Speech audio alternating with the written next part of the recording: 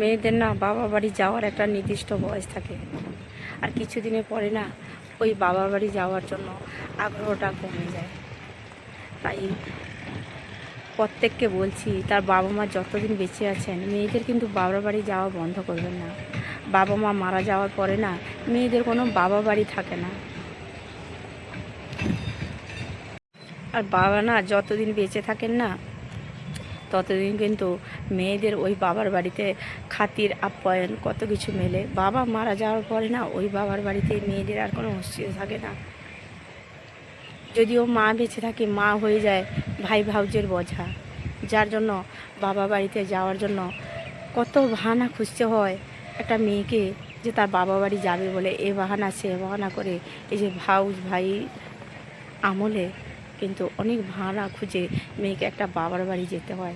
তাই বাবা মা বেঁচে থাকতে থাকতে কোনোদিন তার মেয়েকে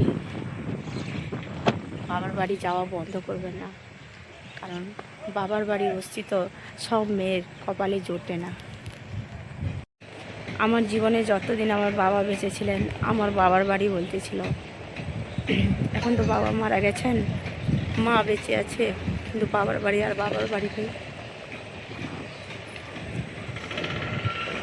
এ ব্যথাটা যে জীবনে পেয়েছে সেই জানে একটা কষ্ট কতটা হয়। একটা মেয়ে ছোট থেকে বড় হলো, বাবার বাড়িতে মানুষ হলো, বিয়ে হলো, সংসার হলো, দেখা গেলো একটা মেয়ের বাবার বাড়ি ওই যে পরের ঘরে মেয়েটা এলে না ছাড়িয়ে নেয়। সে কী করে জানেন? তার যে আত্মীয় স্বজন ভাই বোন তাদের সঙ্গে সম্পর্ক গড়ে নেয়। আর আমাদের কি করে জানেন? বাবার বাড়িটা ওই পরের ঘরে মেয়েটা ছাড়িয়ে দেয়। বাবা বাড়ি যাদের বন্ধ হয়েছে না, আমি জানি সে কতটা অনুভব করতে পারি, সে ব্যথাটা আমি পেয়েছি, কষ্ট হয়। তার জন্য বলছি না, বাবা বেঁচে থাকতে থাকতে না কোনো মেয়ে তার বাবা বাড়ি যাওয়া বন্ধ করবেন না।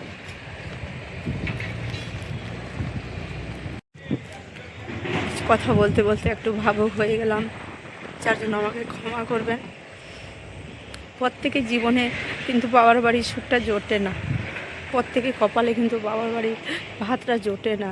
তাই বাবা মা বেঁচে থাকতে থাকতে প্রত্যেক মেয়েকে তার বাবার বাড়ি থেকে বঞ্চিত করবেন না। কিছুদিনের পরে না পরের মেয়েরা ওর বাবার বাড়ি ছাড়িয়ে নেয়।